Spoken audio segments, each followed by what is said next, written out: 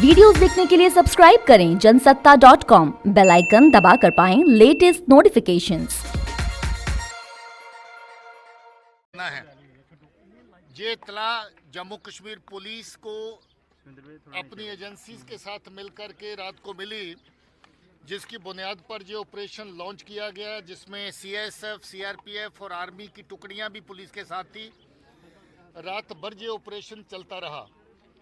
रात को इन्होंने कोशिश की कि ये पुलिस का फोर्सेस का घेरा तोड़ करके बाहर निकल जाएं, जिसके दौरान हैवी फायरिंग हुई और उस फायरिंग के अंदर हमारा जो आउटर कार्डन में लगे हुए पुलिस के और सीएसएफ के जवान थे वो कुछ जख्मी हुए, और जख्मियों में से एक सीएसएफ का एएसआई एसपी पाटिल, उसकी डेथ हो गई, उसकी शहादत इस ऑपरेशन में हो गई।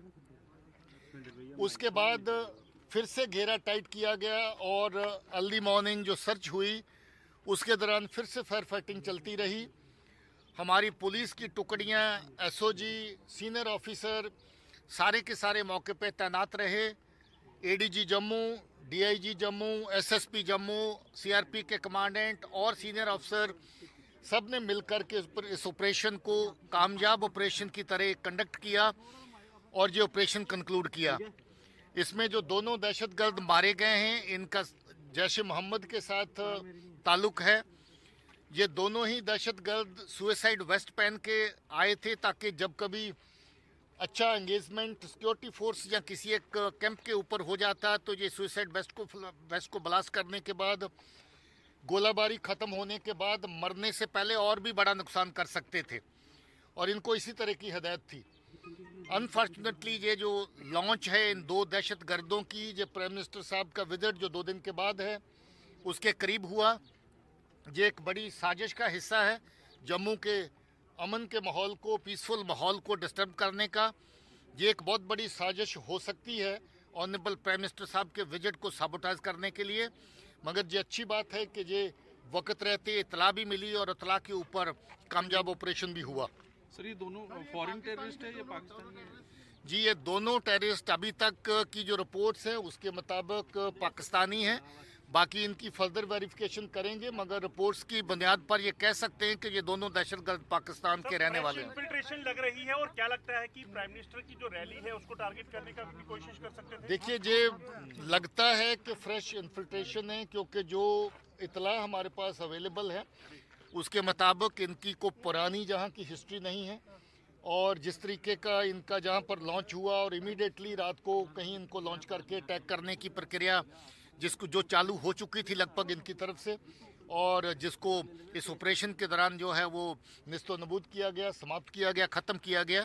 मुझे लगता है कि ये फ्रेश इन्फिल्ट्रेशन है। मैंने पहले ही कहा है कि अगर ये किसी सिक्योरिटी फोर्स के कैंप को या बड़ी डिप्लॉयमेंट को एंगेज करते थे, इस वक्त हम लोग अपनी तैयारी कर रहे हैं एक बहुत बड़े फंक्शन के लिए, प्राइम मिनिस्टर साहब के विजिट के लिए, तो ये डेफिनेटली उस विजिट के साथ जोड़ के उसको साबोटाइज करने का भी एक साजिश है। सर, क्या क्या एमुनिशन और कुछ वहाँ से काफ़ी बड़ी तादाद में मिला है अम्निशन। इनका 2 लोग थे मगर वेपन 3 मिले हैं, ग्रेनेड काफ़ी मिले हैं। रात को इन्होंने कुछ ग्रेनेड राइफल के जरिए से भी फेंके, जिससे सुबह वाले फायरिंग के दौरान और लोग जख्मी हुए। उसके अलावा इनके पास खाने पीने का सामान भी है, कोई एनर्जी ड्रिंक्स हैं, कुछ दवाइयाँ हैं, जो ज़्यादातर फदाइन में हिस्सा लेने वाले जो टेररिस्ट हैं वो अपने साथ कैरी करते हैं, उस तरह का सारा सामान है। और फदाइन वेस्ट, जैसा मैंने पहले कहा, दोनों ने पहन रखी थी। सर, 3 वेपन मिले हैं, कोई चांसेस है कि कोई और भी हो सकता है इनके साथ? नहीं, वो इन्हीं के साथ थे तीनों वेपन, तो हम लोग ये कंक्लूड कर सकते हैं कि इतने ही लोग थे, उसके अलावा कोई नहीं था। नहीं, ऐसा कुछ नहीं कह सकते कि रैली निशाने पर थी। सर, बॉर्डर पार से क्या इनपुट है, क्योंकि काफी दिनों से इनपुट चल रहा था कि काफी मौजूदगी वहाँ टेररिस्ट की आईबी पे दिखी है? देखिए, बॉर्डर पार में नकलो हरकत जो उनकी रहती है उससे ये लगता है कि इन्फिल्ट्रेशन बार बार करवाने की कोशिश है। ये भी लगता है कि कुछ एक इन्फिल्ट्रेशन हुई, उसी का हिस्सा है ये जो दहशतगर्दों का 2 का फदाइन स्क्वाड जहाँ तक पहुँचा है। तो मुझे लगता है कि इन्फिल्ट्रेशन की बिड्स जो पहले से इस सेक्टर में आईबी के और जौहरी पुंछ के सेक्टर में तेज की जा रही हैं।